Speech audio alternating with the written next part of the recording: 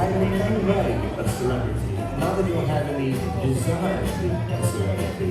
It strikes me that if you want to work a lot, it's best that you can do a lot of things. You know, like write for television, I've Radio, as we did talked radio, about. did a bit of performing even in my time, produced records, done a film even. If you put a gun at my head and said I had to choose one, well, you wouldn't even need the gun. Yes. It would be. I met him, I think, in 1989. I instantly liked him. You know, he was a smart, funny, engaging.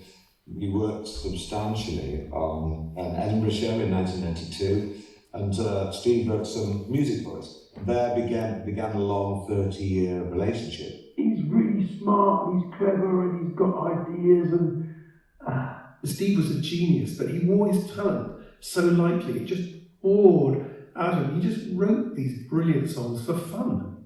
And I just love the way that with Steve you could go to him with any daft idea, you know, any surreal, no matter how surreal, and he'll get it instantly, and he'll go, oh yeah, I see where you're coming from, and he can make it work. The genius Steve Brown, who would just basically say, what style do you want it in? I'll write it for you. What's the difference between working with comedians and working with musicians? It's more laughs, obviously, with the musicians. On the path to becoming an established artist, I needed safety, that was clear. And Steve Brown gave me an environment where I felt completely safe and nurtured. I just remember thinking, this is one of the most talented people I have ever met. How many people have a show on in town, let alone two? To have two musicals in the West End may not have made Lloyd Webber's money, but at least I've still got my looks. And I'm one of them.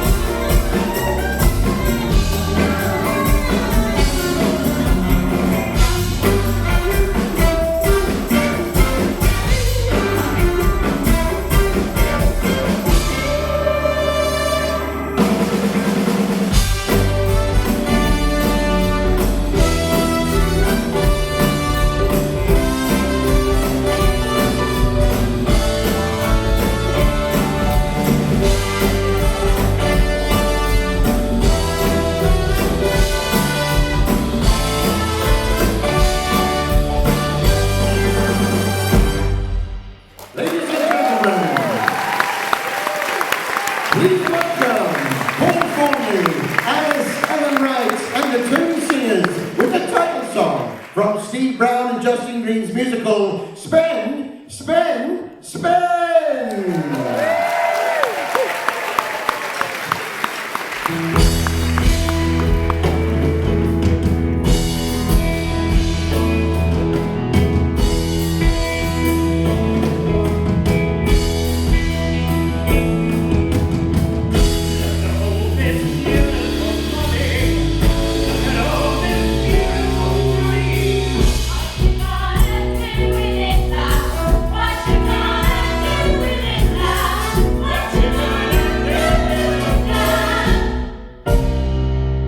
I'm gonna spend, spend.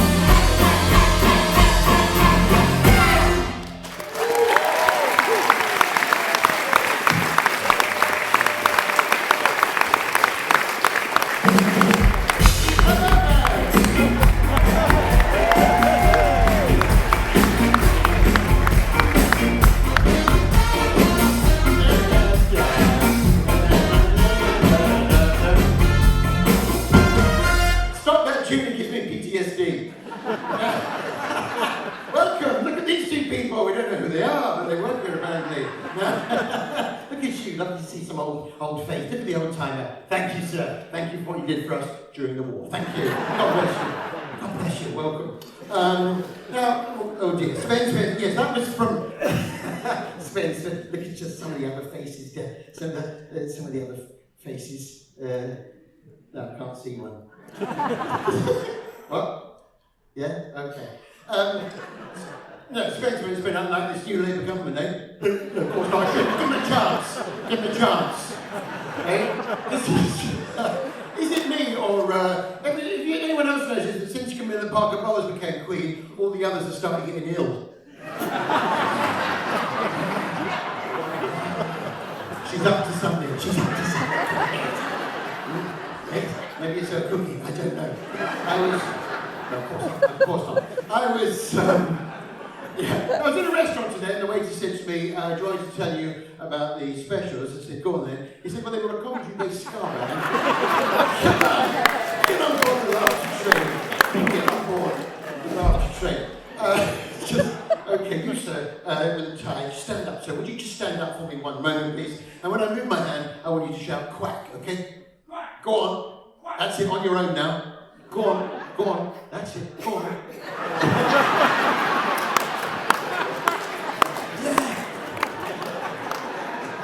See how you like it? See how you like it?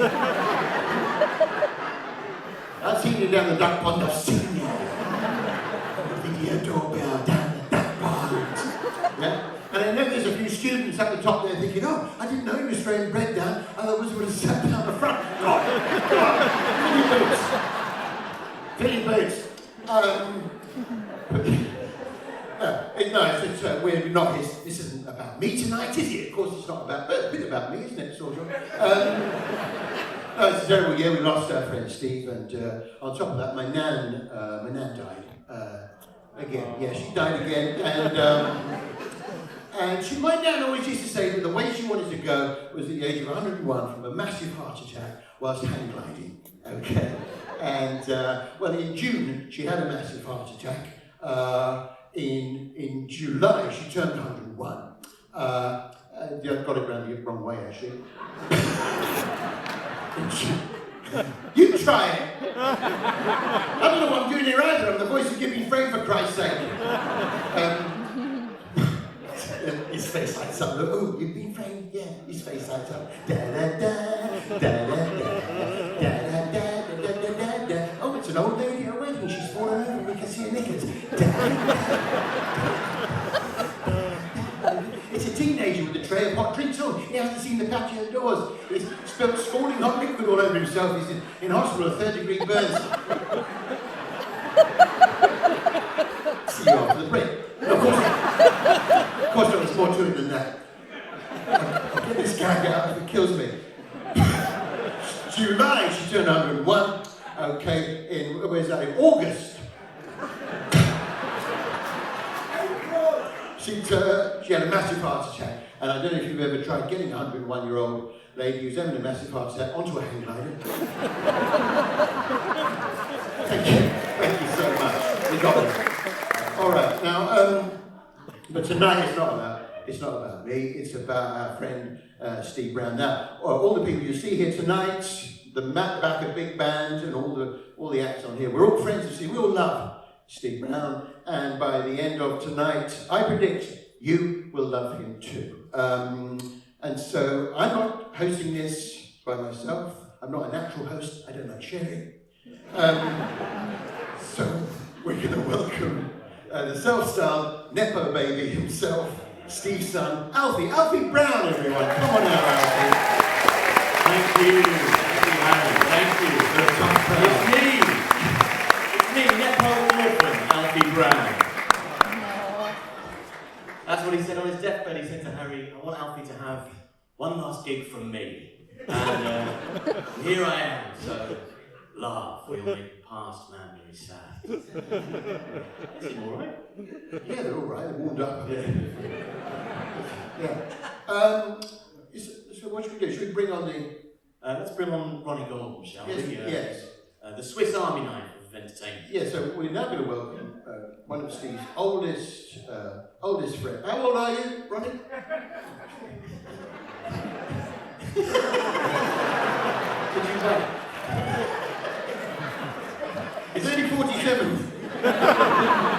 He worked outside all his life. It's the UV. It's destroyed his collagen. I have to put up with these kids. Come on. Yeah. And he missed the property boom as well. Never mind. All right. Ladies and gentlemen, Mr. Ronnie Golden! Thank you very much. Yeah, I finally stopped calling myself middle-aged. You've got to own up to being old. And how many 172-year-old people do you know? It's weird. I worked with Barry Cryer for nearly 20 years, and we used to write together and perform together, and we had a writing session one day, and Barry said, blimey, he said, I'm in my 80s now. He said, you just don't know how long you got. I don't buy green bananas anymore.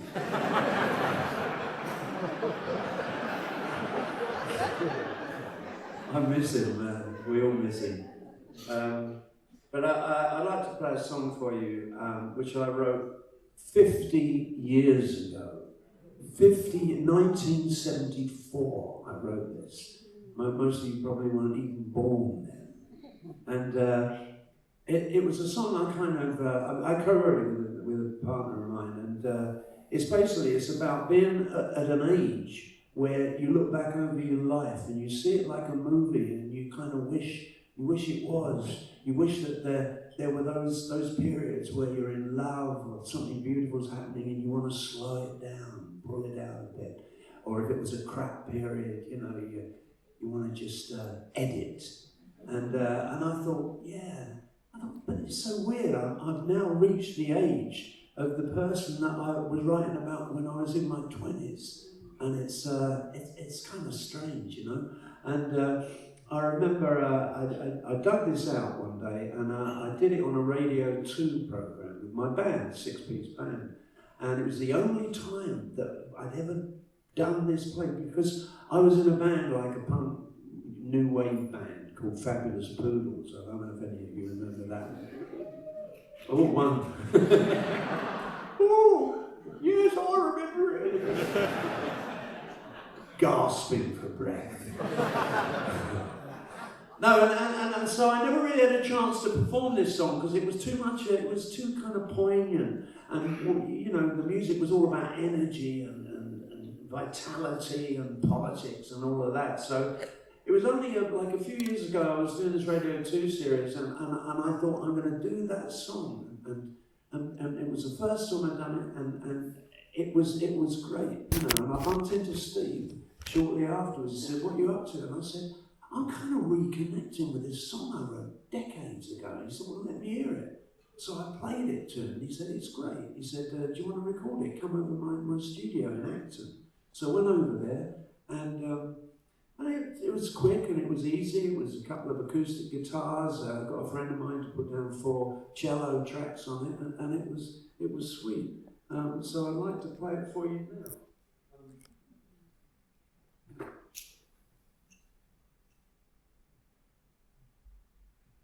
If this gets too slick for you, let me know.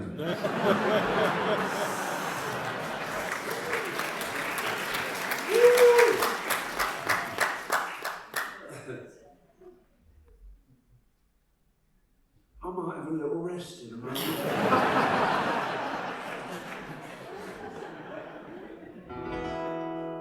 So this is Rewind.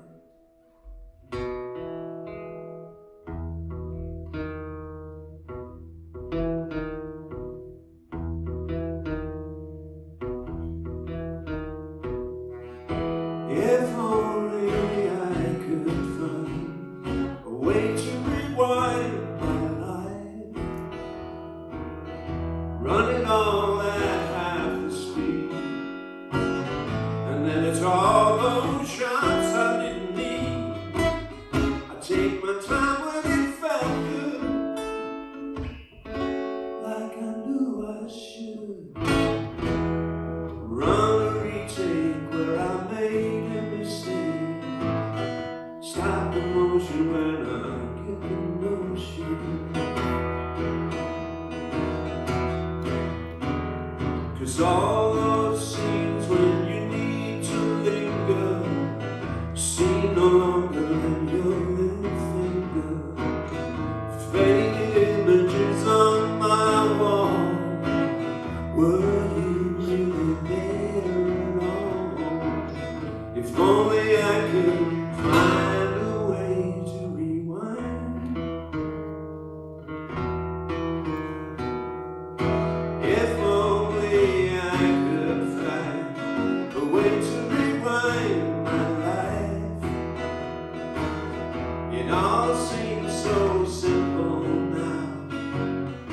guess it doesn't matter anyhow.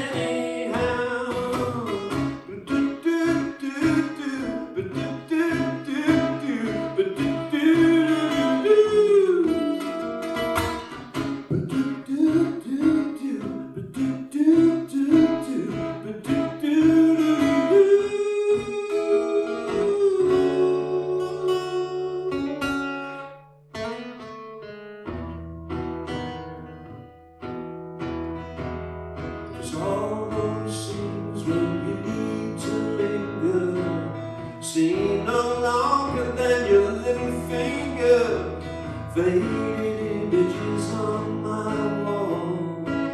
Were you really there alone? If only I could find a way to rewind.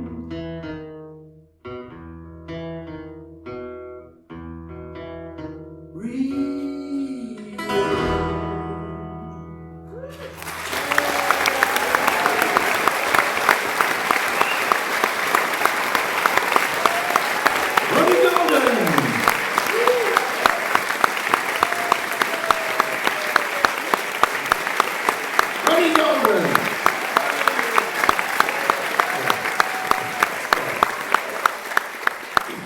Bit downbeat. I've got to pick it up now. I've got to pick it up. Of course not. No, of course not. We're not that different in age, actually, me and Ronnie. Both grew up in the 70s. And it's the old time of it. It's the same, we probably the same few. We were tougher back then, weren't we, in the 70s? There's no such thing as soft play areas, were there, in the 70s? And swings were built on the hardest substance known to man. Concrete, right? If you fell off, you cracked your head open. It was as simple as that. Yeah? Not just cracked it open so you can see inside. And all the workings, the cerebellum, the cerebral hemispheres, and the medulla oblongata, the hippocampus. Yeah, those 5 years weren't completely wasted. Come on. All right, we're back. Now, so listen, when you saw him in the opening song, singing Spence, Spence, Spence. Next, Paul Thornley, his name is, and he was always Steve's go-to guy if he was ever starting a musical. And Paul will be singing now for you a song called Rope Around the Moon, sorry. Very different lengths of rope this would be. Like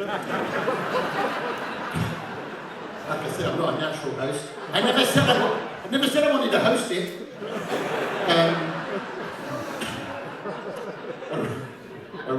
Paul Thornley with A Rope Around the Moon from Steve's 2010 musical, It's a Wonderful Life. Paul!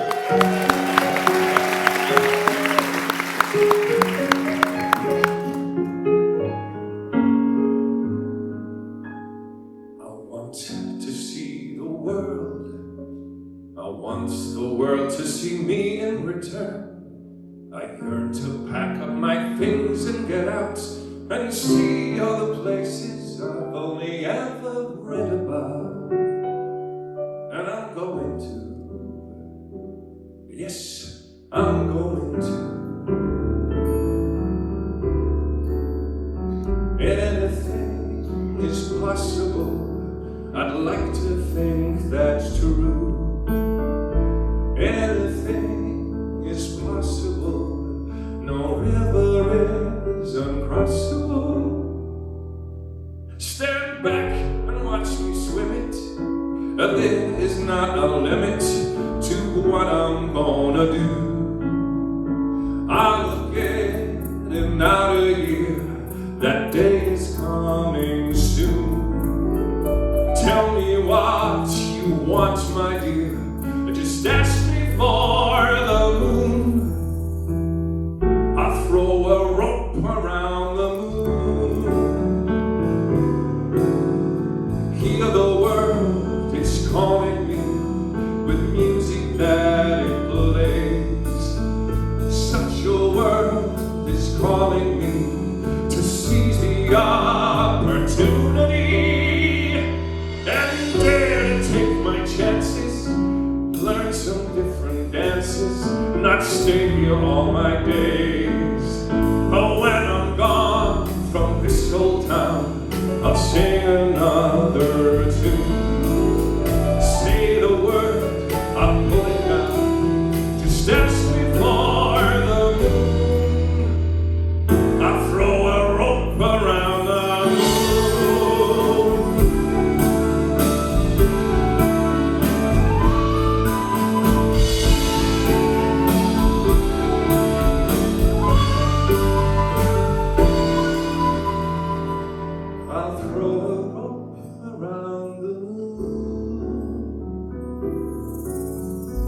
throw a rope around the moon. I throw a rope around the moon.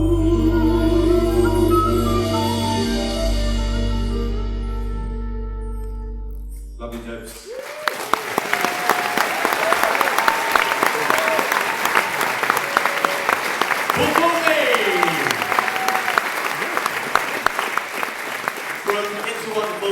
Directed by Francis Matthews, my Nepo godfather. Never cast me in anything, of course. It's done no good at all. I can't do my jokes in between acts. My jokes are the sort of ones that I need an audience to consent to before they hear. Anyway, yes, after my father died, he was described fairly frequently as a gentle man, which I thought was bizarre, because I'd always found him to be an exceptionally violent person.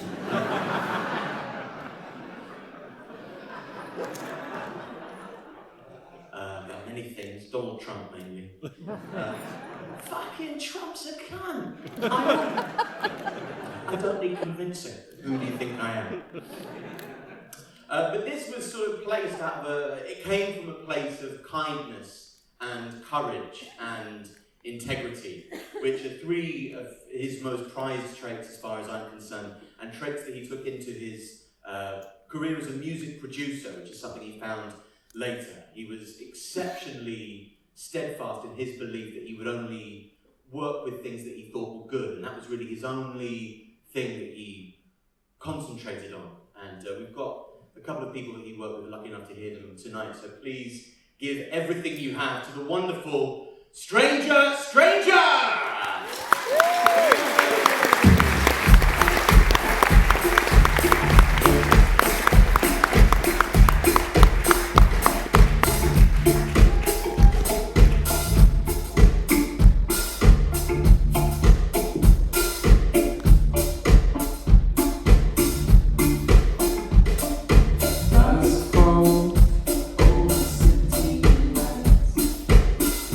Cameras, happiness.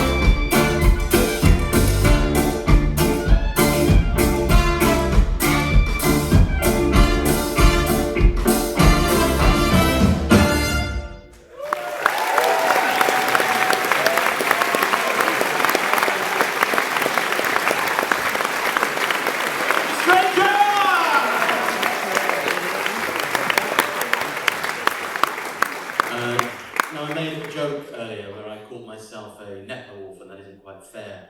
I'm still a Nepo baby. I have a Nepo mum. And I know that I think the same of you, of Nepo babies. I know that puts me in today's modern society on a similar reputational level to Dr. Harold Shipman.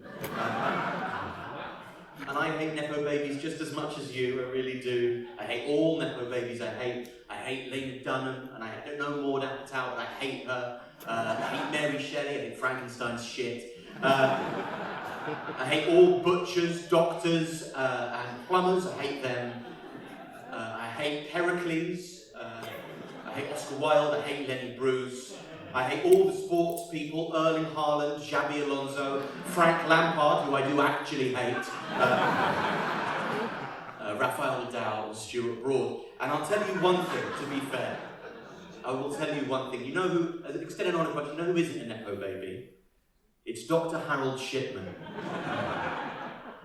He grew up on the council estate, and his dad was a lorry driver. And he actually became a doctor. Wow.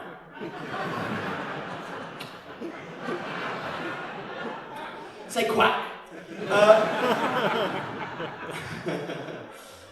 My wonderful mum is a brilliant comedian, performer, impressionist. I'm about to welcome her to the stage. She's very well known for her work on Radio 4, which is why I get all that work on Radio 4, of course. I'm always on Radio 4. It's amazing.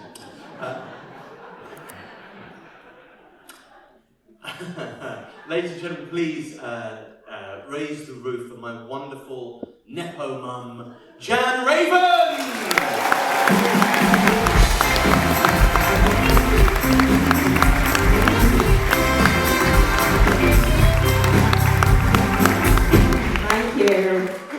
Thank you. It's a great pleasure to be here. It's a slightly difficult note to strike as the ex-wife in this sort of situation where we're all saying how fabulous Steve is. After all, I'm sure you're all thinking, well, if he was that bloody brilliant, how come he didn't stay married to her? But I do have a lot to... That's a whole other show. But I do have a lot to thank Steve for. Of course, mostly our two gorgeous sons, Alfie the comedian and Lenny, the bass player.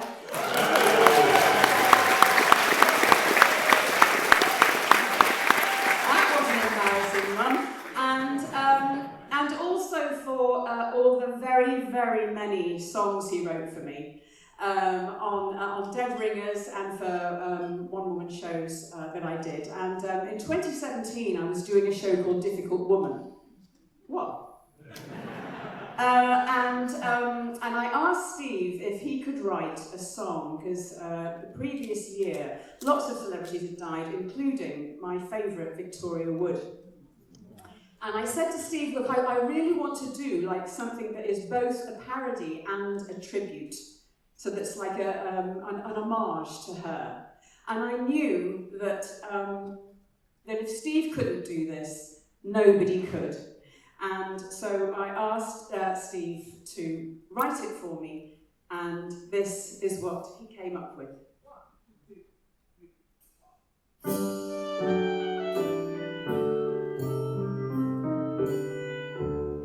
2016 was a terrible year, where every celebrity was trembling in fear. Seems every week the old Grim Reaper'd appear, but only one time did I shed a tear. I'd rather have lunch and copper soup and cold spam fritter, or book up a Catholic priest to be a babysitter, or read everything Piers Morgan has to say on Twitter, than live in a world without Victoria. I'd rather pop into Sports Direct for tips on fashion, discuss all the works of Kierkegaard with Kim Kardashian, or pop up with Alan Titchmarsh for a night of passion, than live in a world without Victoria. The biggest of hearts,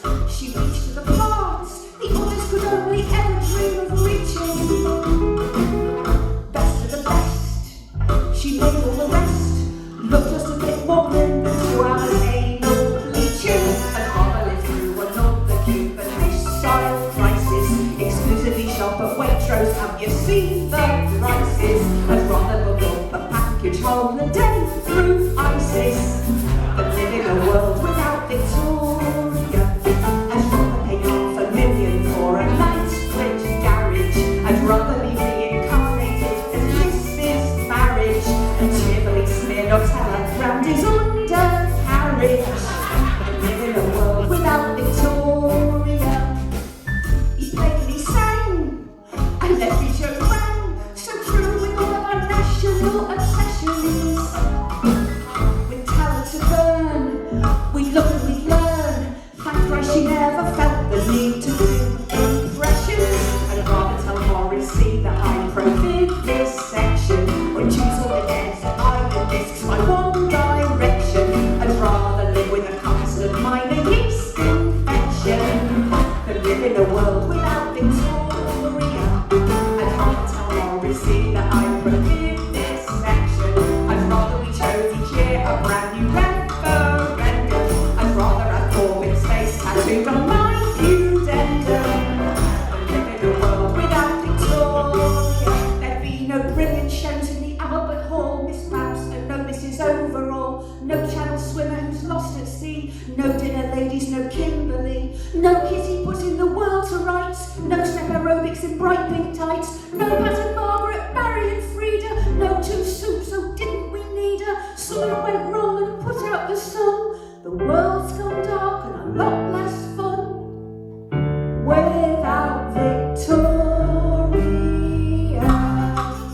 and Steve.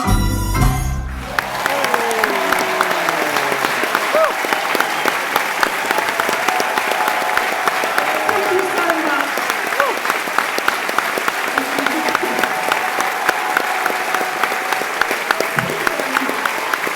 John Raymond! Thank you.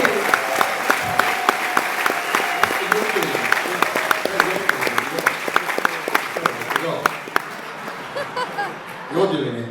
Yeah, I'm doing this bit. I don't quite know why, actually. You said it would make it easier for you. But clearly not. Anyway, I'm going to introduce the next song, who is an absolutely beautiful singer from the absolutely beautiful musical Spend, Spend, Spend. It's a song called Canary, and it's going to be sung for us by Jenna Boyd. Thank you.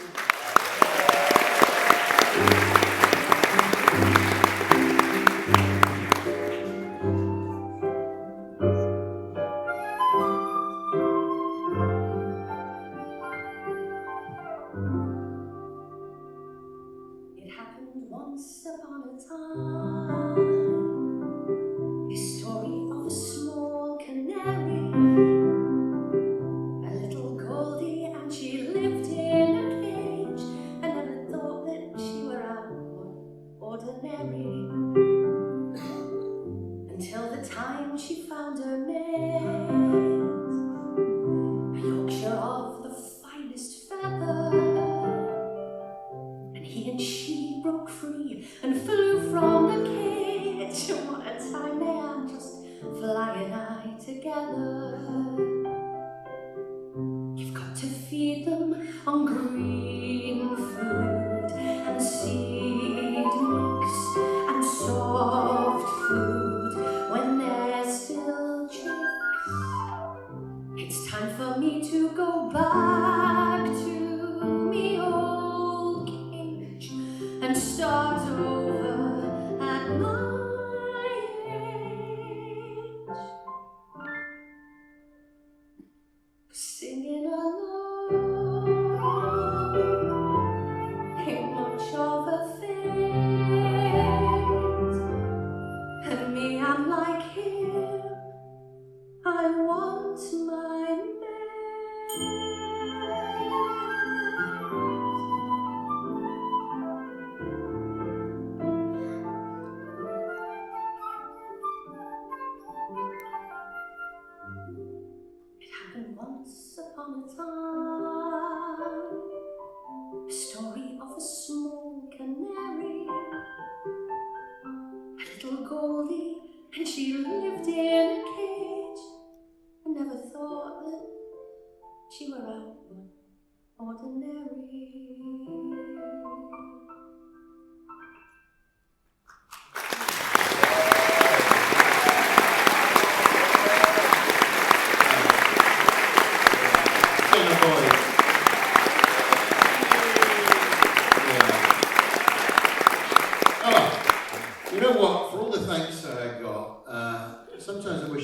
come up with the Royal Mail Horizon computer accounting system. Try and help someone. No, of course not. No, it was a different time, wasn't it? 70s. You never. Hey, if you saw you never saw a grown man on a scooter in the 70s, would you? Hey, a grown man on a scooter in the 70s. He called the police. He was a paedophile until proven otherwise. So in must be about 1989, I went into a smoky pub in Brixton to see a young comedian, slim, handsome, with a shock of black hair, like a young Morrissey. And to me, watching that comedian that night determined me that I too should become a comedian. I'm exaggerating, but it was a great night, and I'm lucky enough to have made that comedian my friend. He was a friend of mine. He is a friend of mine, and he was a friend. See, I'm no good at this stuff. I can't do sincerity. No one wore a seatbelt, did they, in the 70s? There was a sat on your nan's lap in the front, 5 kids on the back seat, 1 loose in the boot. And we're there, yeah? All of us smoking, we'd be smoking, wouldn't we? We're chewing on asbestos tiles. So, anyway, ladies and gentlemen, where is he? Please welcome Stuart Dean.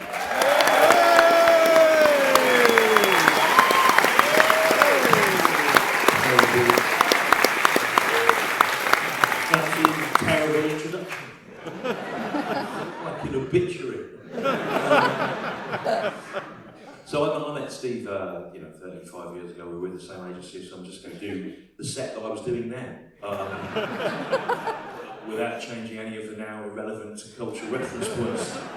So all the way back now to September 1989. Oh, it's annoying being alive, isn't it? I'll give you an example of what I mean. Last Sunday at 6:30, there was a knock at my door. I went down and I answered it, and there was one of these born-again Christian evangelists there that they have now, and he said to me, "Sir, the answer is Jesus. Now, what is the question?"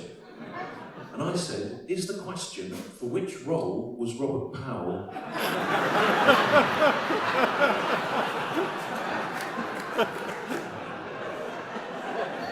Nominated for a BAFTA. And he said, "No, it isn't that." And I said, "Can I have another guess?" He said, "Yes." I said, "Is the question, born in 0 BC?" I am commonly regarded as being the inventor of Christianity. Which JOI? You know, I'm not going to do this because I wanted to tell you a story about Steve, and I lost my nerve when I came out. I thought I'd have to do some jokes, but I will.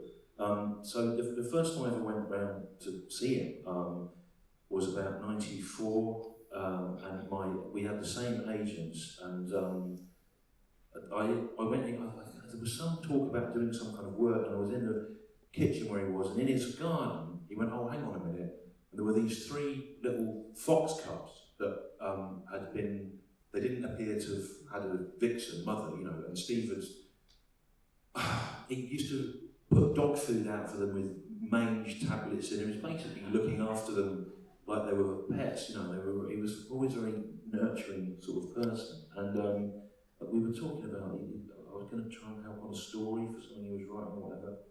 And then joint agents came round, and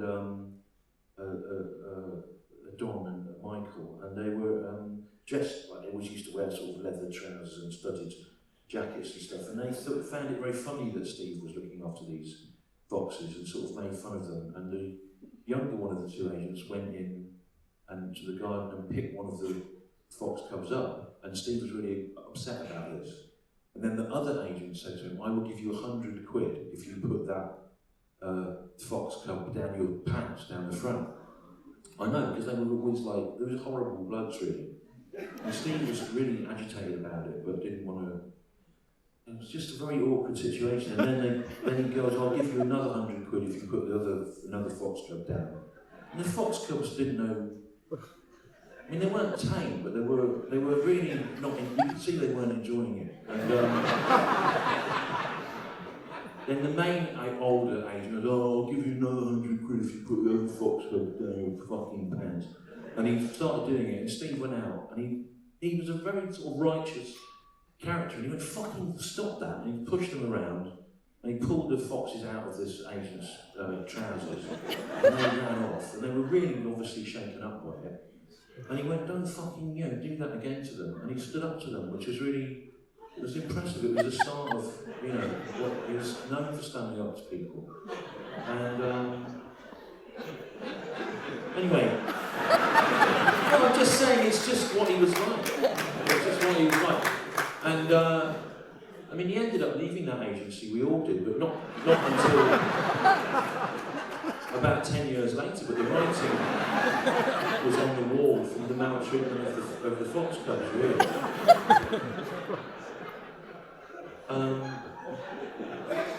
Anyway, about two or 3 years later, Steve had started on Spend, and he was having some difficulty sort of plotting it, following the story of the real events. And he said, "Would you come and have a look at it?" It wasn't really something I could help with. It wasn't really my sort of thing. But we sat up and he had all the manuscript. This was before you could do it on computer programs. All the manuscript was on the table in the kitchen where he was handwriting all the music on the stage, And there were lots of little bits that he couldn't quite get. I mean, it was sort of Spend as we know it, but lots of the most famous things weren't really there. And we ended up drinking really late, and I got drunk, so I'll sleep on the sofa in the sort of kitchen bit. And in the night, I went out for a piss on the fucking patio bit outside and left the French windows open. And then there was a really big storm. And in the morning, Steve came down. He was furious at what happened to all the bits of the manuscript of Spend had blown out. A couple of them in the garden, but they were mainly gone. I was going, "Well, you've got a copy, haven't you?" He was going, "No, that's it." And he'd been working on it for about 2 years at that point. I was really...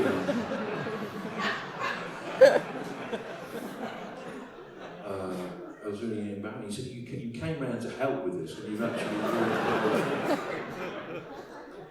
Anyway, I sat there with my head in my hands, trying to get sober over the day, and trying to say, "Well, can you remember how it goes?" He said, "Well, I can't remember 200 pages of the thing."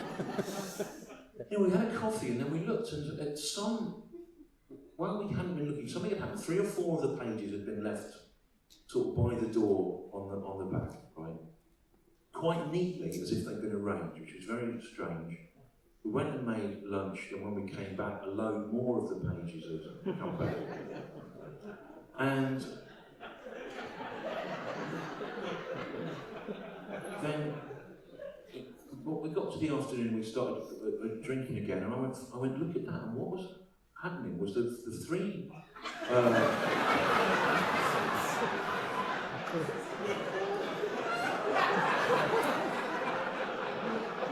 the 3 foxgloves, which were grown up now into full-grown, one by one were bringing the bits of the manuscript of Spend back and putting them by Steve's door, and it was absolutely spellbinding. We watched us trying not to disturb them or frighten them off. And by the early evening, pretty much most of the manuscript was there, 1 or 2 pages into it, but mainly there. So he started trying to sort it out on the table, Steve. Then he went, "Look at this." And what was the strangest thing was in some of the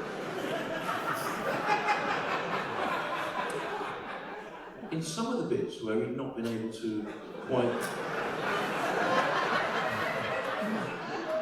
There were sort of smudgy marks, which were like paw prints, but they fell on the stave notation, so you could see that. I'm like, "Well, what?" He said, "Am I going mad?" He said, "Or has this manuscript been annotated?" And so I said, "I think it's been improved, if anything." I said, "You should try and play that bit there now, which was like mud footmarks on this thing. And that was the bit, I don't know if you know the bit in Spend. It goes, money, money, money, isn't it funny how I spend all my money on fags and bras. That bit was from the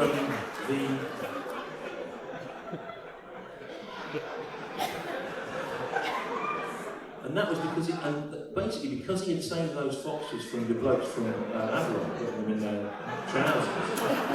There was a sort of a weird thing, and he said, am I imagining this, or was this musical's basically been completed by the action of these sort of supernatural, grateful foxes? And I said, it was.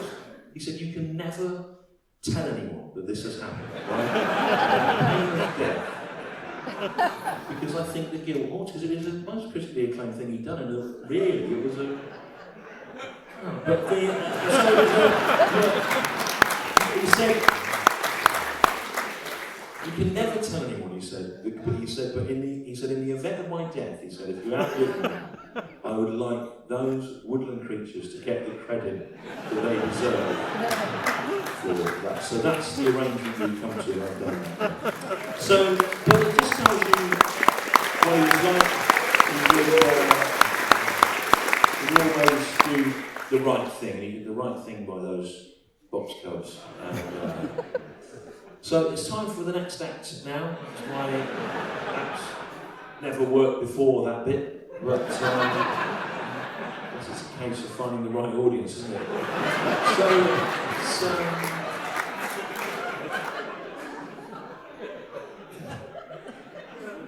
time now to welcome a man. It's a great pleasure. We're all huge fans of his work. The Tony Hart of the post-punk era. Please welcome Grayson Perry.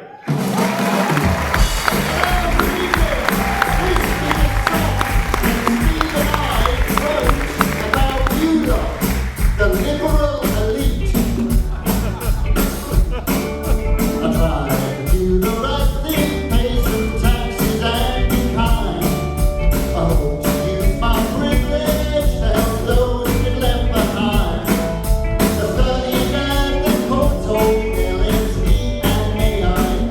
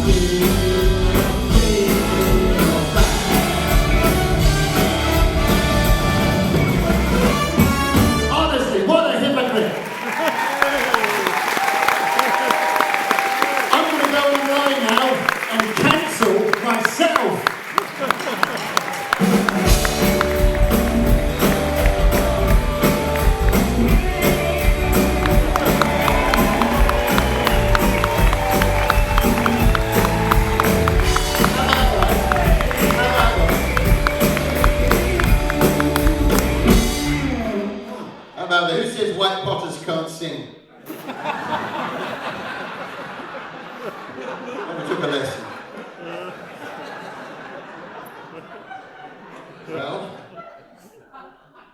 Well, shall we? Yes. You doing all right? Me? Yes, Yeah, okay. good. It's quite emotional. Yeah, time. it's very young. Yeah. It's great, it's brilliant, it's cathartic. I think I'll be done grieving by 9:30. God, we did it. Now listen, we should have an interval now. Yeah. What do you reckon? A Yeah. month? It's a joke. Old joke. Don't laugh at that one. We've almost got him. He's bound to laugh any minute now, I think. Yeah. Can't wait. And apparently that, in body language, that means I'm really having a great time. It's one of Steve's enemies who came just to check what was said. Take it down, relax. What's wrong with you? It's like you don't want to be entertained. Double teaming. I saw him outside the front trying to sell prawns out of thermos. The video doorbell. Fishy popcorn. Who's going to buy that? Let's have an interval. Fuck me. So we're having an interval. During the interval, so when Steve wrote all the jingles for TV Burp and all those other terrible shows, and he would he wrote TV Highlight of the Week, and he wrote TV Burp, Poetry Corner, and he wrote all the songs at the end of the episodes. You know, we used to sing a song and we'd go da da da at the end, like half a minute long, and each week he would send me his demo with a guide vocal of him singing the song so I could learn it, right? And I've collated all these, and I put them together as one track, which I'm calling Steve on 45. So in the interval, that's what you'll hear. That's what you'll hear. Otherwise, we'll see you in about 15 minutes. 15 minutes. Thanks very much. See you later.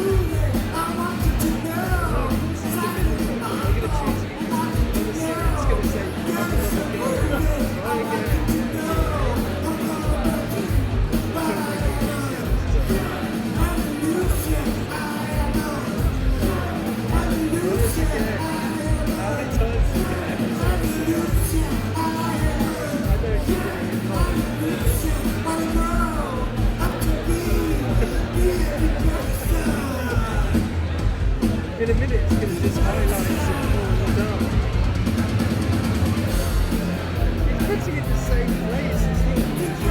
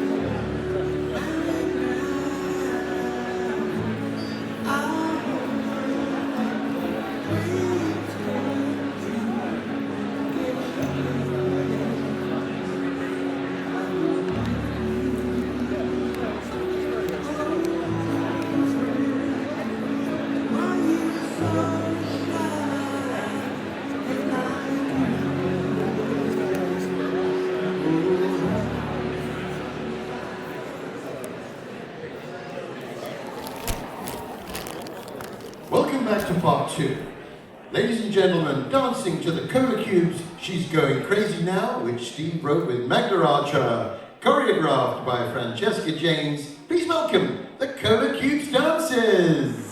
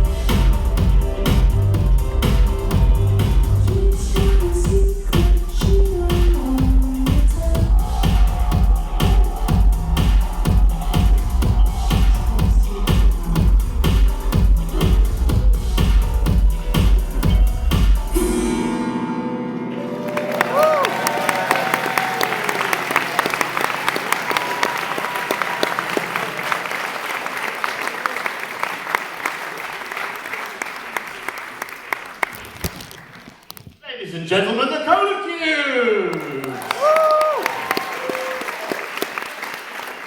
How wonderful. Everything's going to be fine. It's just anyway, it doesn't matter. You don't need to worry about it, okay? It's just a thing, you know, it's fine, it's fine. Enjoying yourself? Okay, good. Fun. Ladies and gentlemen, it gives me great pleasure to be here talking to you as the microphones get put back into their position. I'd put that there. Next act on the bill this evening, Matt Backer there, getting his guitar. We've got the Y chromosomes answer to My Own Mother. Ladies and gentlemen, please welcome to the stage, it's John Culshaw!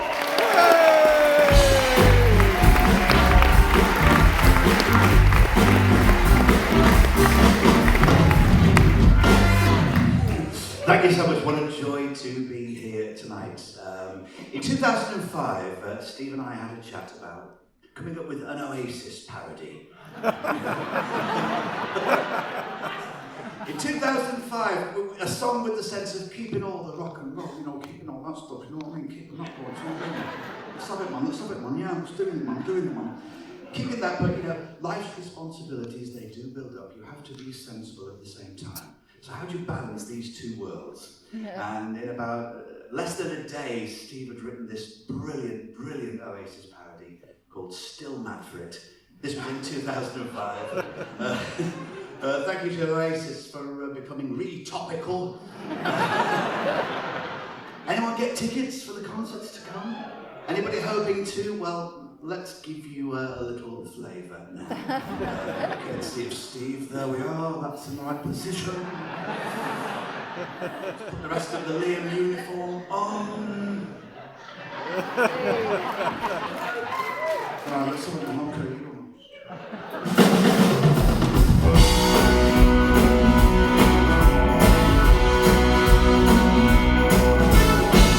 Talk about the state of the nation. Talk about the young generation. Kids today don't know how lucky they are. Now you know what you want to see. But a plan is into IKEA. Maybe Sunday after I clean the car. But I'm still mad for it. Still mad for it. So I think we ought to keep the noise down a bit.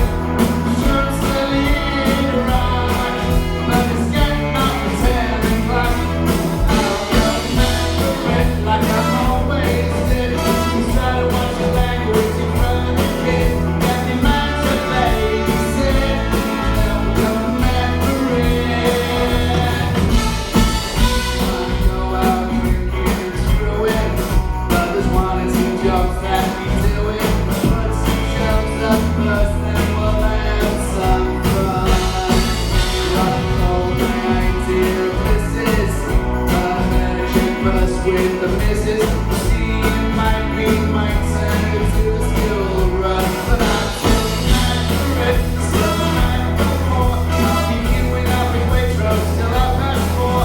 When my blood starts to boil, it's ignorant primrose soil. I'm mad for it, but I messed me up. Cause I think I'm coming down with a nasty cough. These facts are quick, but I'm still mad for it, still mad for it, still mad for it. What's wrong?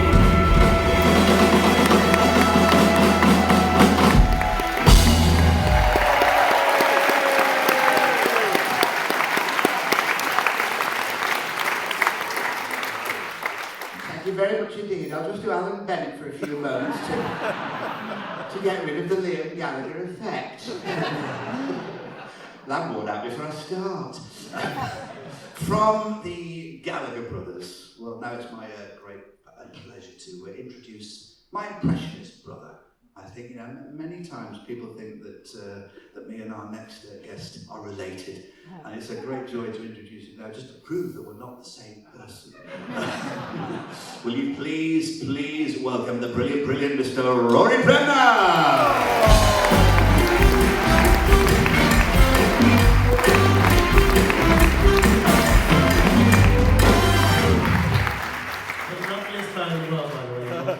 It's wonderful to see so many people here tonight. So many people here tonight. You know, we've got 3 million people here tonight. You know what I love? We're indoors. I only work indoors, you know, because it's safer. And by the way, it was a miracle what happened. Total miracle. I turned my head and it went straight through. So I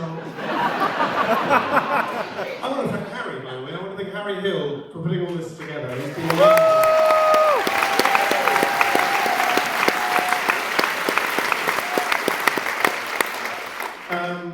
We were at the crematorium for Steve's funeral in February, and all still stunned really. And I arrived in the crematorium. Harry was outside. And I said, what are we even doing here? And Harry says, I know. Should be you.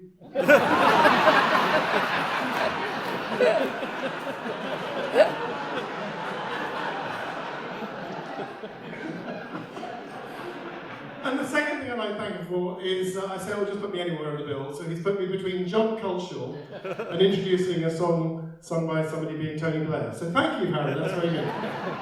It's beautiful, thank you so much. So anyway, I'm going to say a few words about Steve, but in the words of Keir Starmer, it's going to take time. It's going to get worse before it gets better. But we owe it to the country to pay tribute to this wonderful man in a proportionate, fully costed, responsible way. So, Steve, as I said, Steve was a genius, but he wore that so lightly, and the songs just poured out of him. He just wrote them for fun, and so fast. Everyone backstage was saying how fast he wrote the songs. I first came across him in Edinburgh when he was doing that show Writers Inc. with all the writers of Radio 4 shows, and he was obviously the musician. And within a couple of years, he was writing songs for Jessica Martin, who's here tonight. Jessica's here.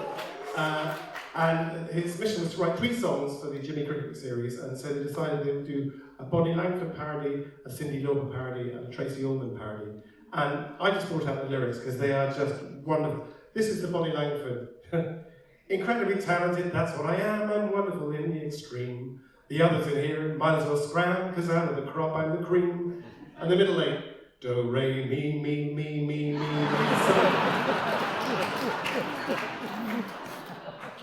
the Cyndi Lauper parody. I'm an unusual girl because of things that I do. I'm an unusual teenager, I'm 32. And what a lame line, but you've got to go over the top to get to the top. Brilliant, brilliant, brilliant, brilliant. He wrote songs. We went on tour with Jessica, with Steve Steen, and Stephen Allen, I think, as well. And we said to Steve, look, we need a closing number. We need a closing number. So Steve says, right, leave it with me. And he comes back. And the closing number, he said, I've written the closing number. I said, okay, let's hear it. He'd written a song called Bugger Off. Bugger off, can't you see it's the end of the show? How can we even like you? We barely even know you, but we love you to go. The next tour, he excelled himself. He said, I think I can do better than that. So he wrote, we'd like to shag you, the audience. You probably think that we're a bunch of really nice guys, but we've done things for which we should be hung. I slept with Christine Keeler, and I was Frank Boff Steeler. I've had girls Bill Wyman thought too young. That hasn't aged very well.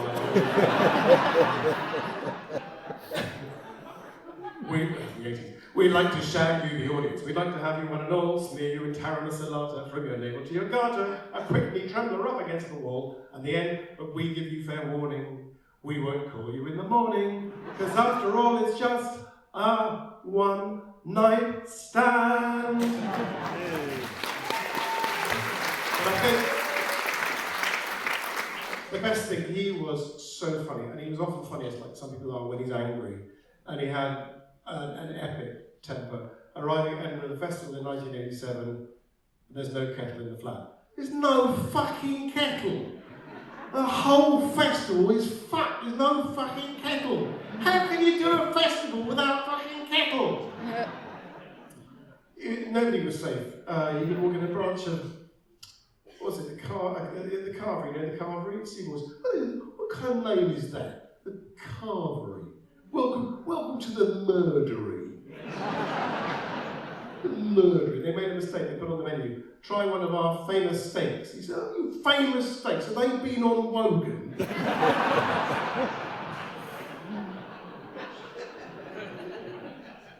My favourite was he had an argument with a laundrette that lost his trousers. He said, I took it out of the laundrette. They lost my fucking trousers. So I had a big argument. I walked out and turned around and I said, I'm going to take you to the cleaners.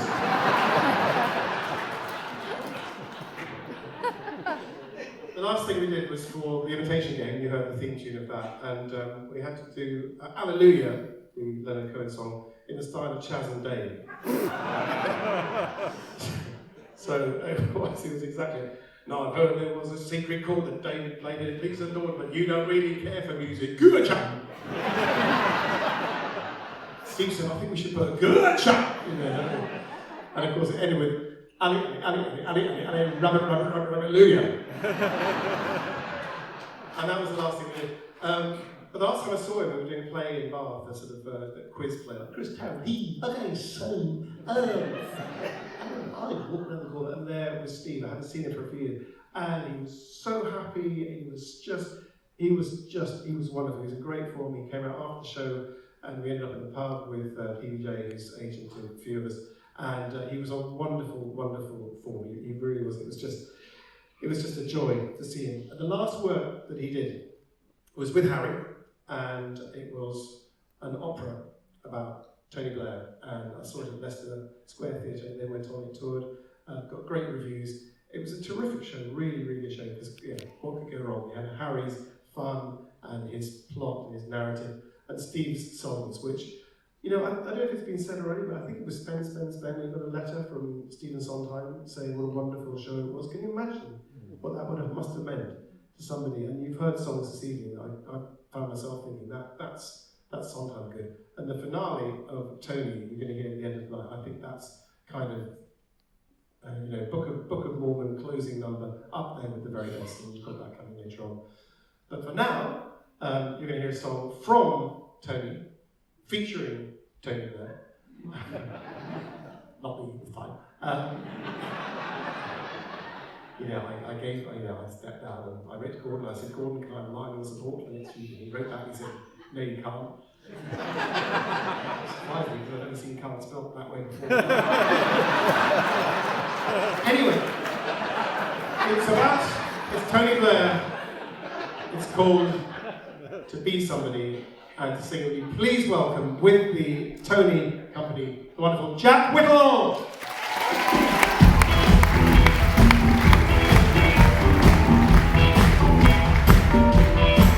Who's ready to party in their labour?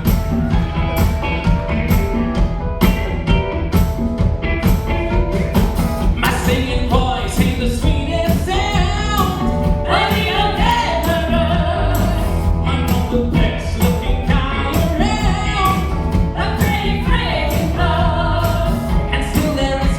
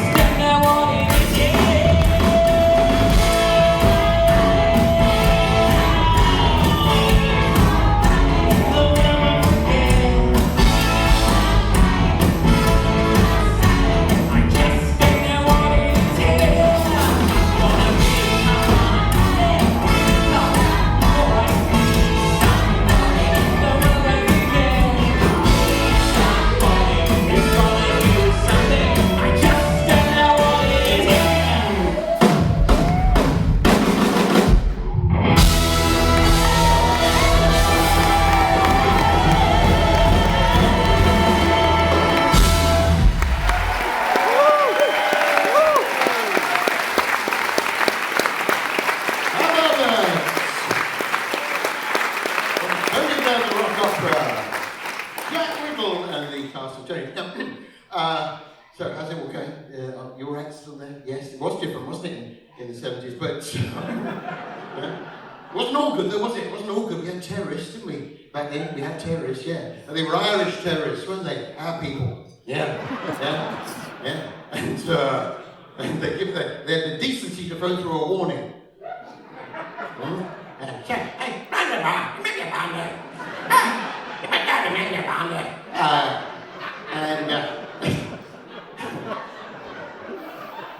Nine times out of 10, it would be in the bin. It would be in the bin. In the bin.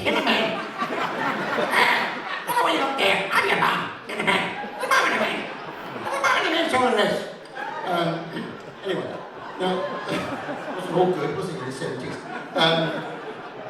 Nothing to watch on TV, was there? Hardly anything to watch on TV. And let's be honest, the only decent programs on TV back then were hosted by paedophiles. But no, come on. A typical evening in would be a paedophile introducing the singing paedophile, followed by an Australian paedophile showing you how to draw a kangaroo. But it was a different time. Disapprove of what they got up to, but you've got to hand it to them. They were natural entertainers, weren't they?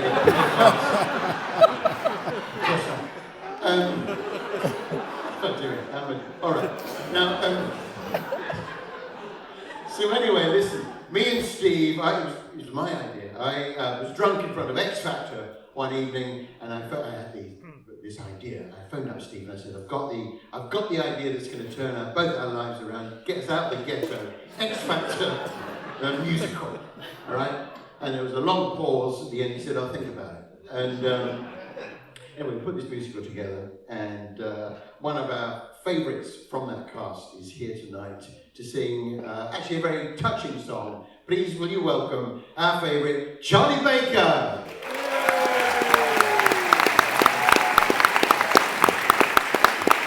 Thank you very much. It's always great when someone gets a ukulele out, isn't it? Everyone's thrilled. The definition of a gentleman is someone who can play the ukulele but doesn't.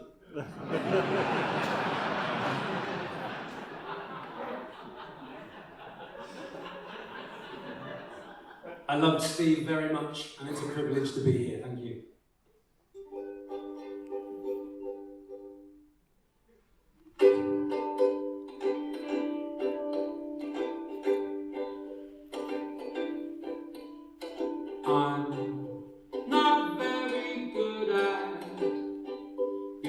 Words and things, but you have given me a heart that sings. I'm not using cliches, they're the kiss of death, but I will love you till my dying breath. So a simple melody will come from the heart of me. I'll strum away whatever's hard to say. For an ordinary Joe, it's hard letting feelings show. No bard, it's clear, but all I need is here in the song I wrote for you, sweetheart. Every word is true in part. It'll help explain and possibly entertain with a song I wrote for you, my dear. Made it up brand new, I'm here, and I will remain with a song I wrote for you.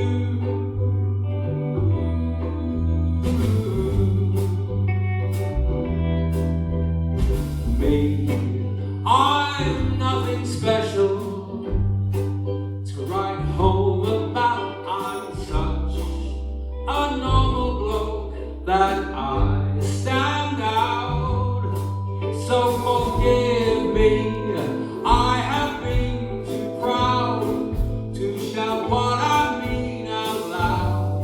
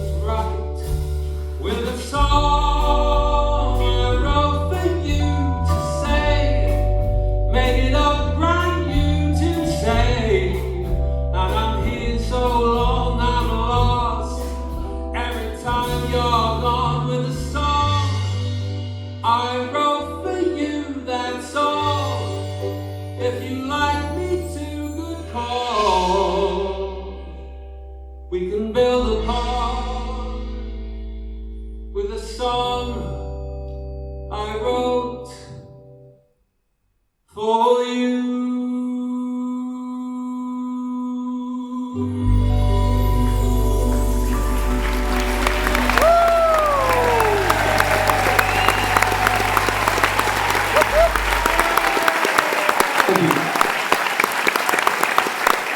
Baker.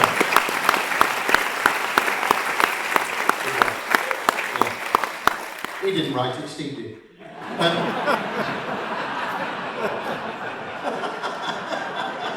course not. All right, now. So we're going to stick with this. Just out of interest, did anyone here see I Can't Sing the musical? Yeah. Okay, let me narrow it down. Anyone here actually buy a ticket for it? I've never met anyone who bought a ticket for it. I couldn't give them away. But it was a great show, and actually one of the happiest experiences for me and Steve in our professional life. So now, originally, of course, Cynthia Erivo sang the title song "I Can't Sing," and we could have asked her to come and sing tonight. But I'll be honest with you, we didn't like her. What a piece of work, eh? Jesus Christ. Sorry, I shouldn't have said that, but yeah. So we would. This is a nightmare. So what? So I'm gonna sing it. Now the irony is that I Can't Sing is a song written about someone saying I can't sing, but sung in a really beautiful way. So bear with me on that. Now, how does it start? Yeah, let's go. Here we go. Yeah. What a night take. Oh no, please stop, I've forgotten a bit. Wouldn't it be great if instead of me announcing it, we actually got the guy, the guy on the X Factor who used to announce all the acts. Wouldn't it be great if we could get Mr. Peter Dixon on? Sorry, I forgot that, Peter. It's Peter Dixon, the voice of the X Factor.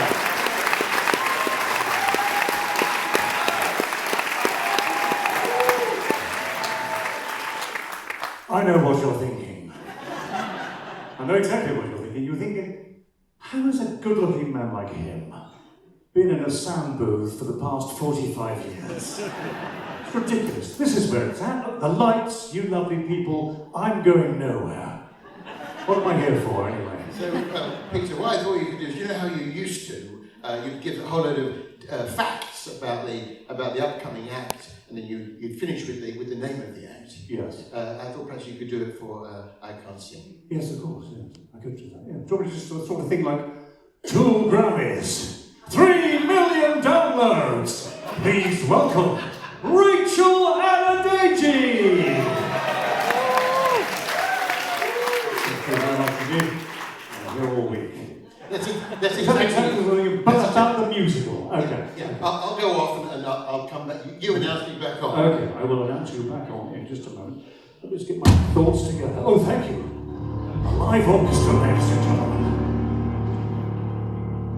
Ladies and gentlemen, it lost over 4 million quid.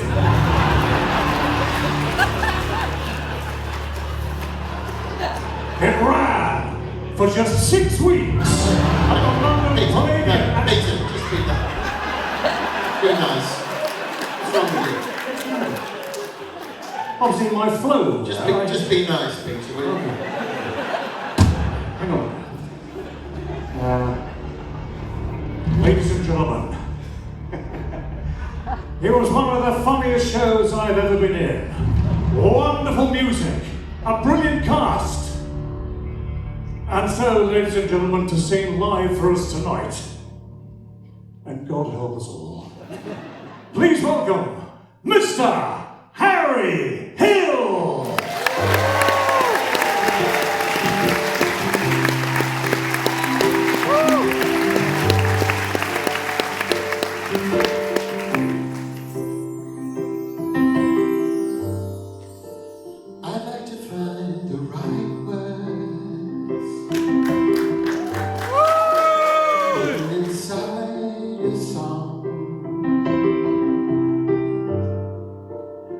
like to serenade you, but it would come out wrong. Maybe you don't believe me, but singing's not my style. And I am so afraid you might laugh for a mile. I can't see, I can't sing. Open my mouth, the windows start to crack. I thought a Quaker was a cheese-based snack. I can't see, I can't sing. There's a million songs I can remember. Every note in my throat is mango, and it's more like a cat being strangled by its own string. I can't sing, I can't sing. Happy Brown.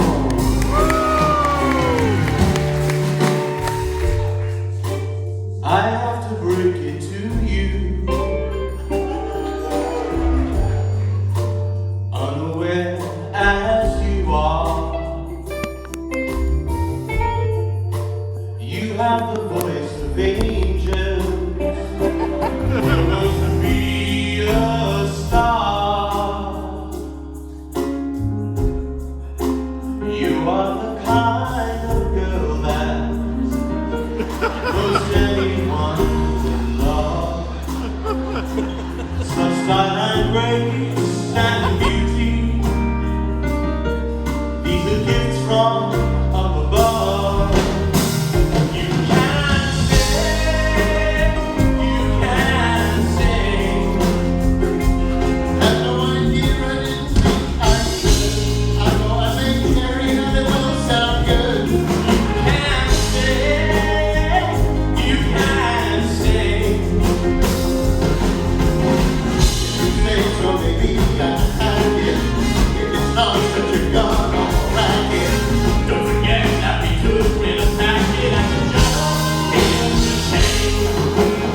Yes, I ran that bridge, I'm business. Love is strong and the death cannot hit it. I can rise out of this window. I can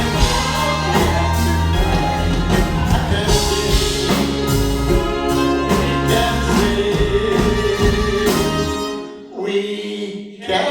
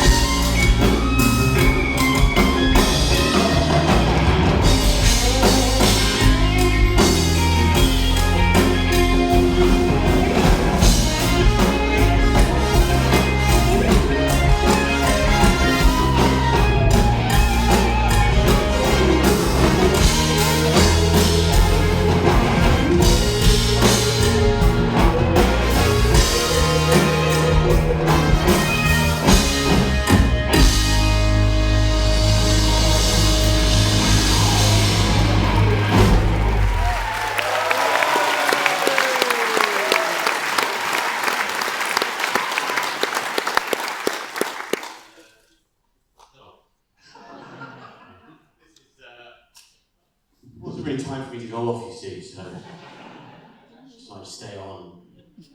Anyway, my father, amongst many other things, I remember when I was at Centre Parks with him, he called me up. Centre Parks, if you don't know what Centre Parks is, it's a correction facility for the urban middle class who wish to discover nature but do not wish for nature to discover them. Yes, we got something fantastic. He called me up. When Dad called you up, he left a voicemail. Always left voicemails. and he'd always have to tell you what time it was when he left a voicemail. Hey Alf, it's just come up to, well, it's 2:15 on Wednesday, to 25th of October, Wednesday, so well, it's 20 past now. Oh, every single time, details. And it was this October the 25th at Centre Parks that he rang me up. Hey Alf, it's just come up, midday.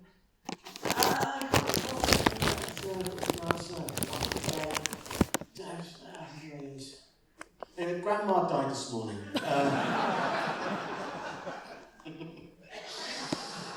He was also a grandparent in his own right. He loved his grandchildren very, very much.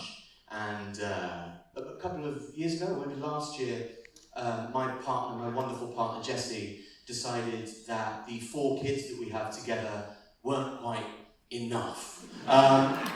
So she decided to put on a nativity for the community, because life was just so boring. So she put on a nativity, it was called Star Town. My father wrote the music, or wrote the song, and he loved his grandkids so much. And I'm going to invite my daughter to come on stage with me now and sing the song that he wrote for this nativity. It's called Star Town. It says, please welcome to the stage my daughter, Margot Brown.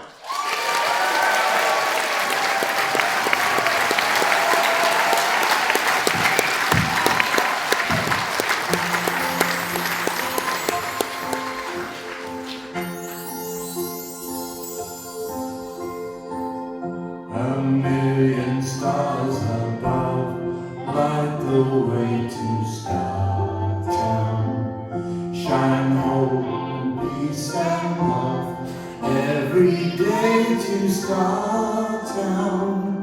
The monsters were defeated, each challenge has been won. Our fears have all retreated, and the journey now is done. Star Town, now the curtains close. Star Town, we are all lost. It may snow all around, rain may fall, wind may pound. We are home and safe and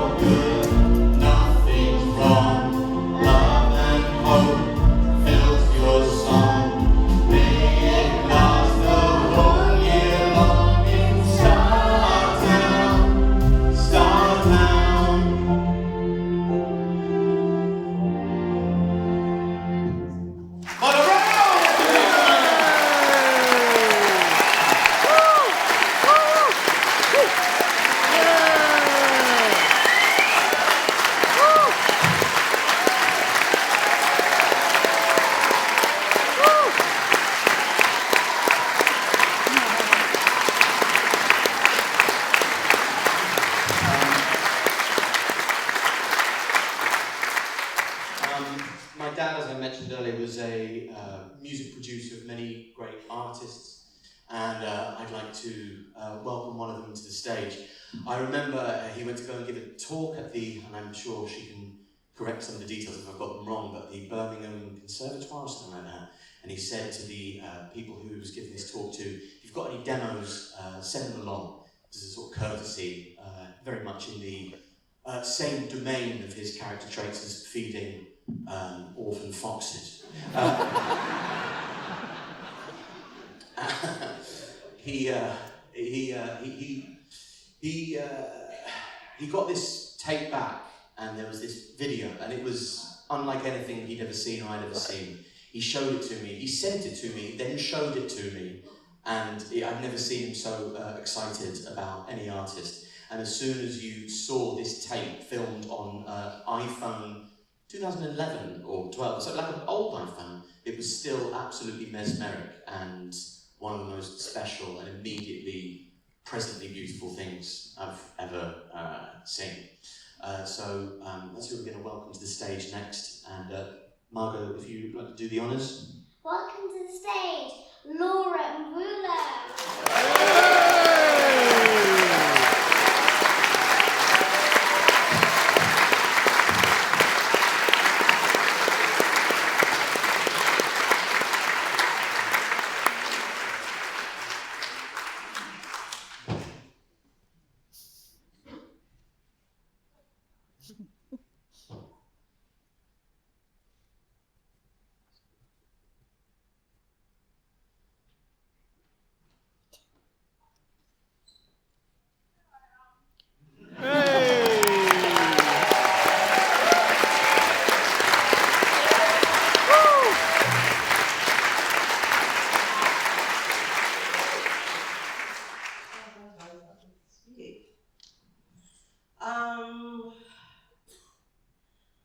When I met Steve Brown for the first time in 2012, I had written 2 songs.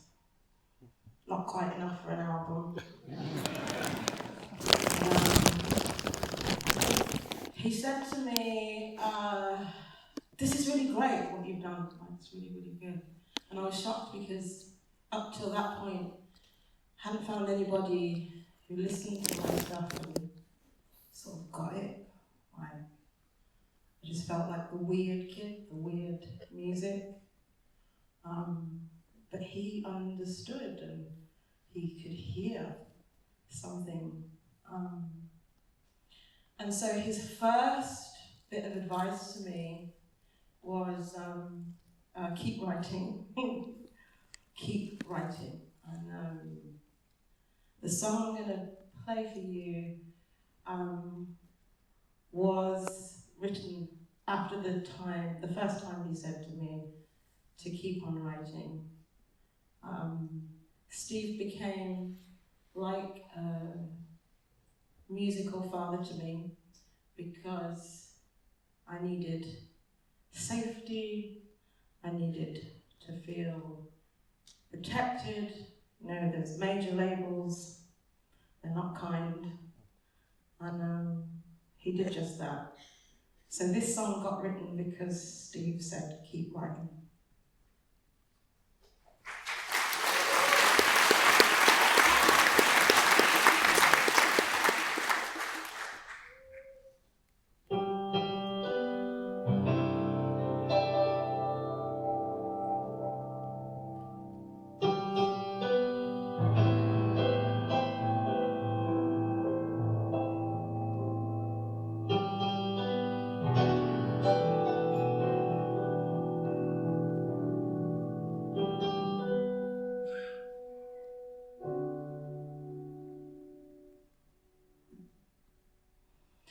Father, Father, let me love you. Saw you wandering in my dream last night, singing, wonder, wonder what you might do. You can't simply hide our dream in the blue. Don't try to fight, don't let me go. You've gone too far from what I know.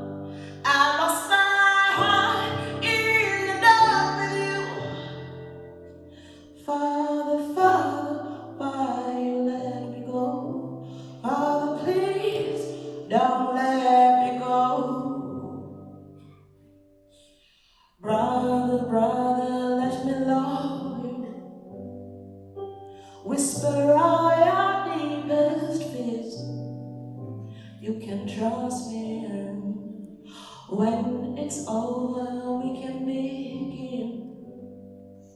Finally, let's make amends. Try to save us. Don't try to fight, don't let me go.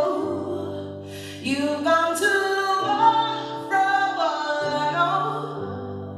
I lost my heart in the dark with you. Father, Father, why you let me go? Father, please don't let me go. Let me love you. Let me love you. Let me love you. Let me love you. Let me love you. Let me love you. Let me love you. Let me love you. Don't try to fight, don't let me go. You've gone too far from what I know. I lost my heart in the dark with you. Father, Father, why you let me go? Father, Father, please don't let me go. Father, Father, why you let me go?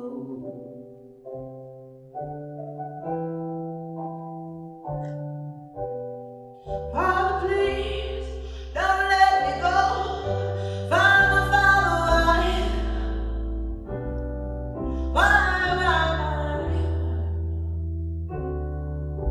Father, please don't let me go. Father, Father,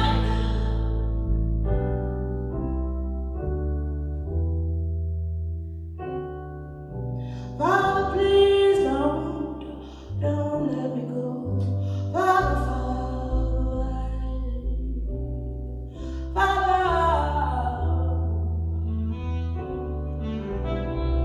Father, please don't let me go. Father,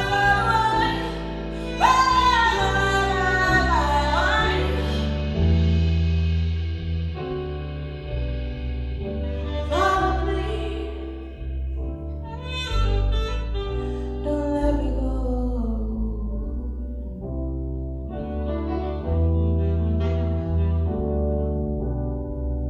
Father, please don't let me go.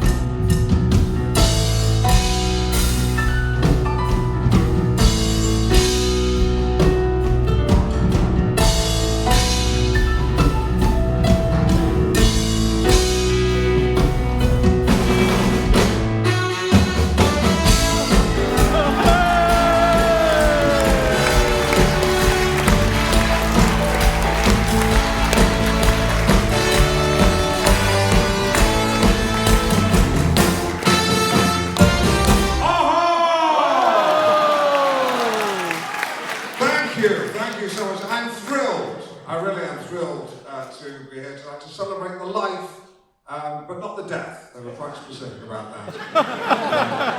Of Steve Brown. Steve was a great friend of mine. We worked very, very closely together. He worked for me in the early 90s when he was known as Glenn Ponder. For tax reasons. By way of tribute, I'd like to start by singing a rap song that Steve wrote for me. Because 7 years ago, I was told by someone in PR called Neve My audience was 99.9% white men between the ages of 40 and 60, who seem to be being blamed for everyone, by everyone, for everything. It's not our fault. It's your fault. Thank you. Neve told me the optics were bad and suggested doing a rap to broaden my appeal to Gen Z. And I know Steve did a great job because I sent a copy to Prince Andrew's daughters, Eugenie and Beatrice. And they wrote back on headed notepaper saying, and I quote, "That shit was off the chain." And while rapping is not my music of choice, I think it's awful. I prefer middle-of-the-road numerical rock. Easy listening, Haircut 100, Level 42, or Maroon and the Jackson 5. I'm not averse to rap, but if I want to get my blood up, for example, if I'm about to confront someone from the council about a planning application for 120 affordable homes, then put on a bit of Vanilla Ice and feel my dander rising. And can I just say before I start, some people regard rap as a bit misogynistic. It's not. It's just a bit of fun that happens to be at the expense of women. If you don't like it, I didn't write it, Steve Brown did. And if you want to blame him, go ahead. Personally, I don't think you should speak ill of the dead, but that's up to you. So I jumped up, hitting like a mother humper, burning rubber like a bad bottom back robber, hitting the gas, showing my class, kicking some, that's where I'm at, you great brat. Pull me out of the large scotch, big Willie watch, bought it, you can't afford it, it's beyond you. Secunda, all 9, 8, Samuel 89, 99, burn a rap, men's black leather strap, yo scout, don't wrap it, I'll wear it out.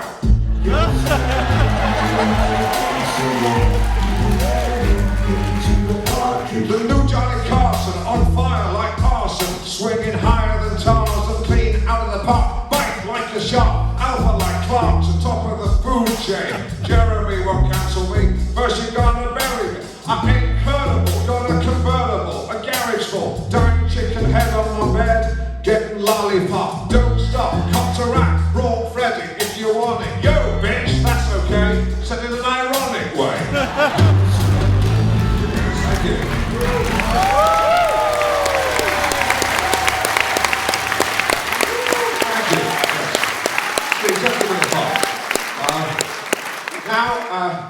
Now a duet, one of my favourite songs Steve ever wrote, a song about an impossible, forbidden love. And to sing it with me, I'd like to welcome onto the stage the delightful Alice Ellen Wright.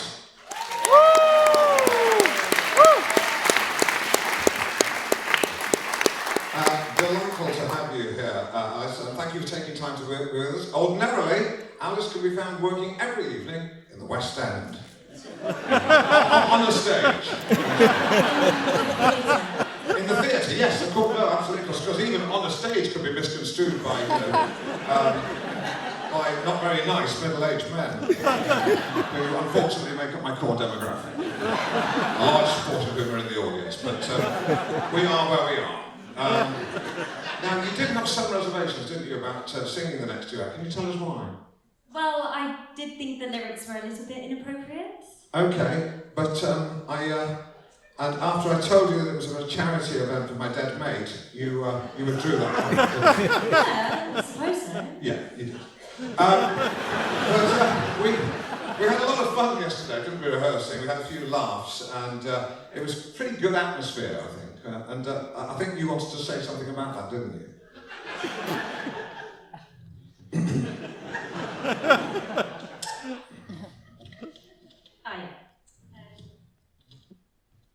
I agree not to disclose any and or all details of any conversation or interaction taking place between myself and Mr. Oh, no, that's the NDA.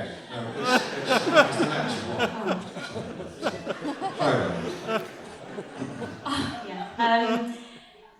This is to confirm that during my rehearsals with Alan Partridge, He at all times behaved impeccably, showing nothing but total respect. Nothing he said or did was at any time inappropriate. I would have no hesitation in recommending him as a work colleague in an entertainment setting. Oh, what a lovely thing to say. Oh, lovely thing to say. I'm all flushed now. I'm embarrassed me.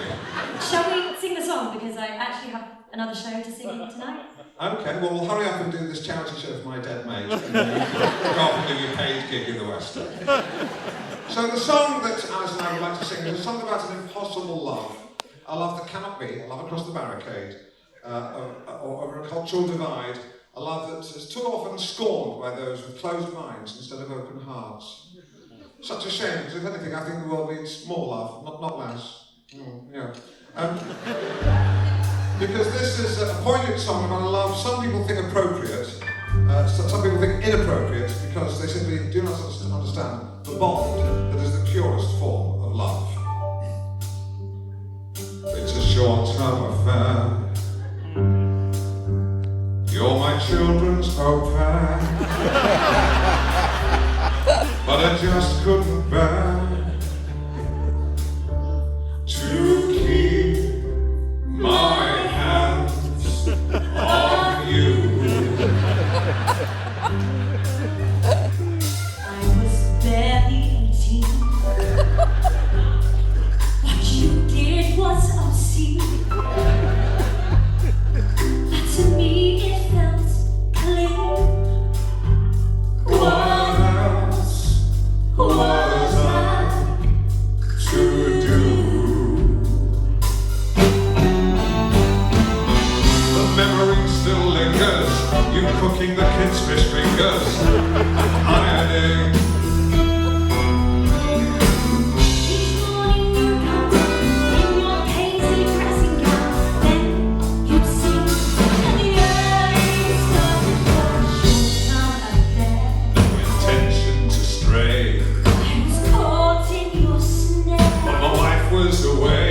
You were so debonair. So I thought, what the hey? I know I can't Resist. Was a short-term affair. the man or the boss. When I found you right there, Like the father I lost. bleeding out of silverware. So to hell with the cost right there. I once would kiss. You took me to the kitchen, but when I turned it started twitching, I felt so shy. Nothing could stop what followed. Lucky for me, you swallowed every lie. Alone knows why we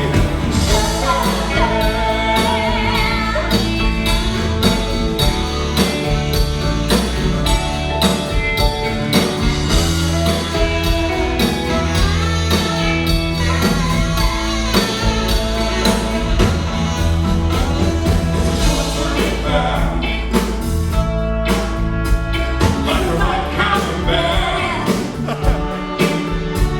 There's a snap in the air. I know it's all over now. Try to be strong somehow. I'll start a brand new life. Please, please don't tell my wife. But I won't stop loving you. Please, please don't tell my wife.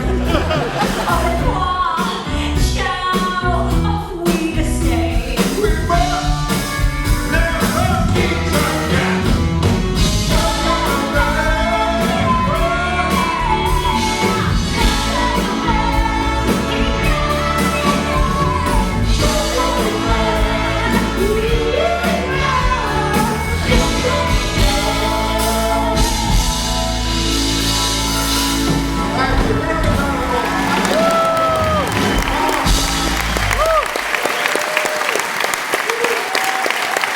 Thank you. Alice has to go off now and do the second half of Hamilton.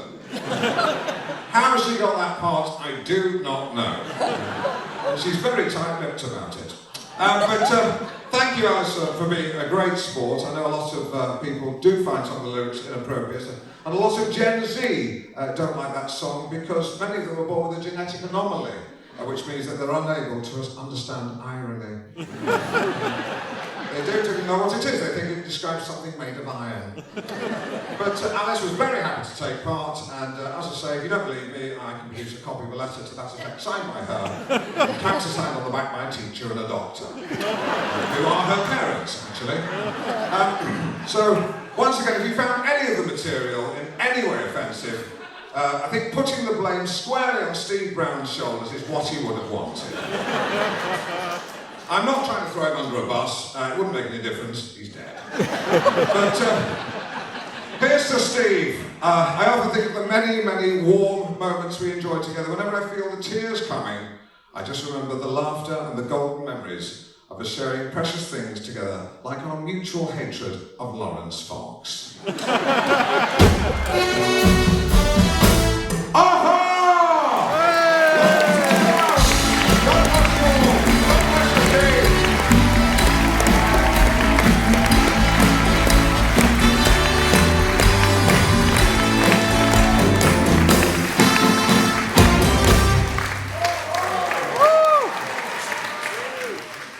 And that, ladies and gentlemen, is why we love Steve Brown.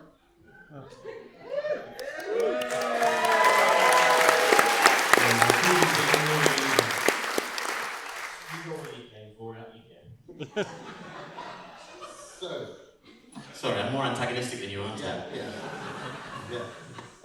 And so listen, just a few quick thank yous. Everyone that you've seen tonight has given their services for free. Sorry, I should have told you that, guys. Sorry, I should have told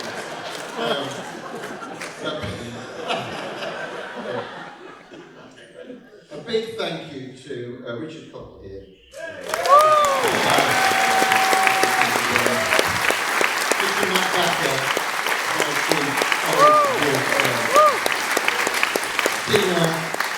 Richard, Mike has been with me since the start. My brother, Lenny Brown. Martin Williams, Paul Spong, and Neil Sidwell. Yeah, absolutely.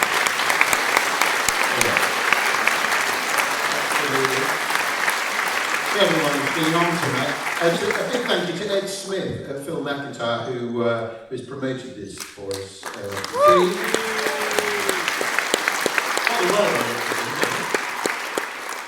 And although your mum's here, Steve's actual wife is here, real wife.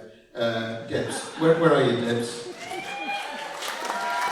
Where are you, darling? Stand up, take a bow, my love. Yeah. Yes. That's the reason Steve got up in the morning.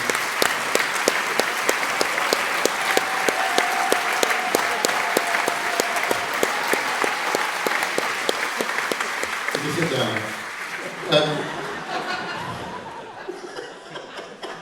I'm hopeless at this stuff. We should. What else are we going to do? There was one other. I think there was something else, but I've forgotten. Oh yeah, I was going to say that Steve and Justin Green's here as well. Their musical Spend, Spend, Spend is opening in. What are the dates, Justin? Do you know?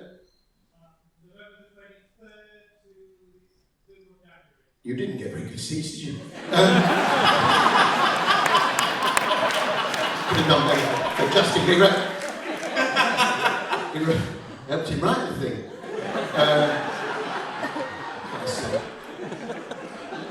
Late November, anyway. Royal Exchange in Manchester. At the Royal Exchange in Manchester.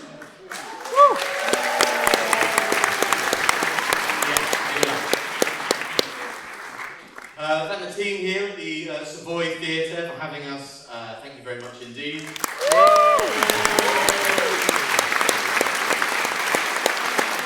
Thank you to Harry for forcing me to do this. Thank you, Alfie.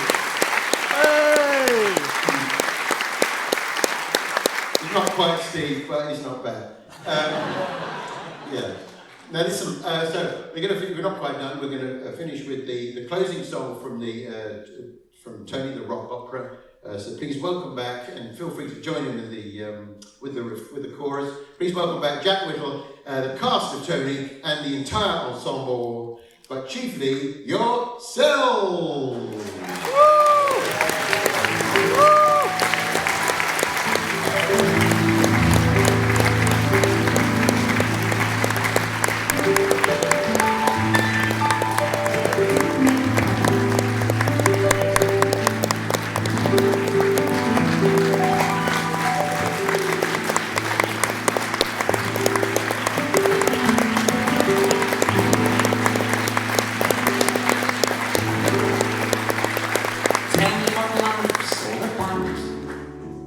Why don't things ever work out? Hopes disappear up the spout, and aspirations turn into dust. No one is quite who they seem. Promises glitter and gleam. Don't ever count on a dream. So where is he, the one you can trust? So many leaders are anointed, so many voters disappointed. Who does deliver? Very few do. Here's why: we're all in deepest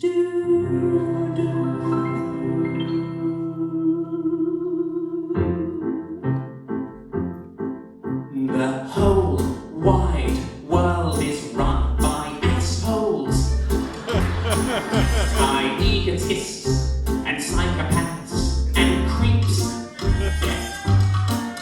These dreadful wrongs are done by assholes. Yes, I wonder anybody frickin' sleeps.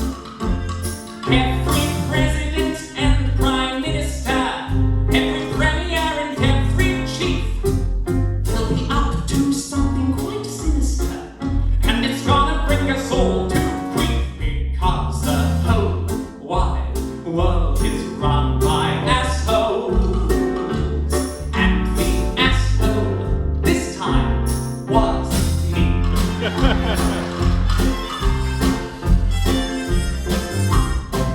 The whole wide world is run by assholes.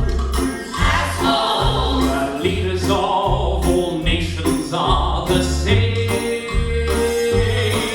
All wars have been begun by assholes. Seems unfair that I should bear a special blame.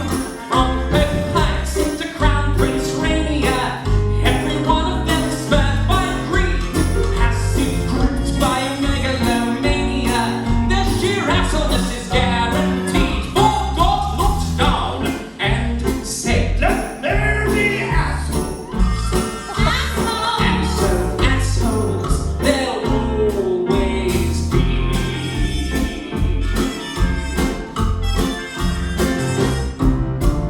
Hitler, Franco, Mussolini, Tito, Stalin, Lenin.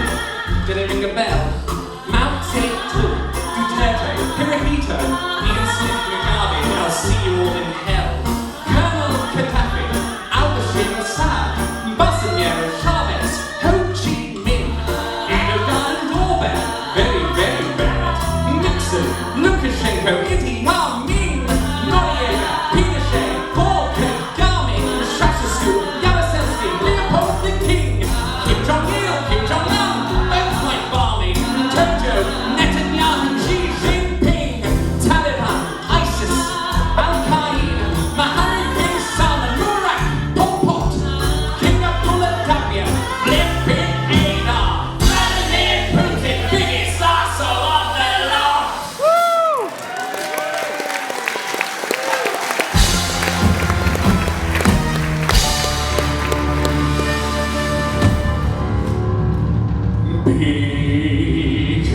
Because the whole wide world is run by assholes.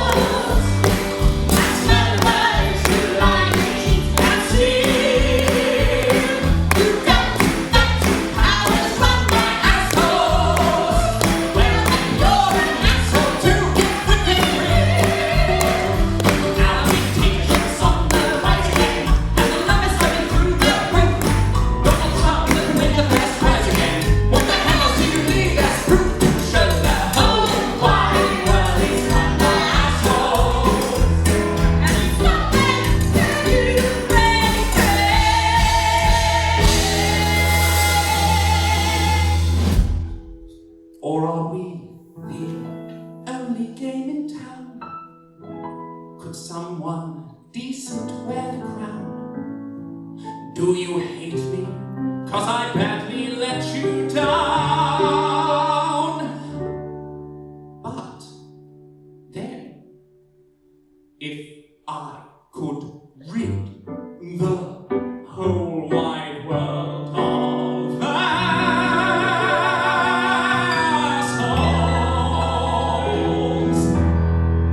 and say, I'm sorry, really sorry, truly sorry, would you have me back again?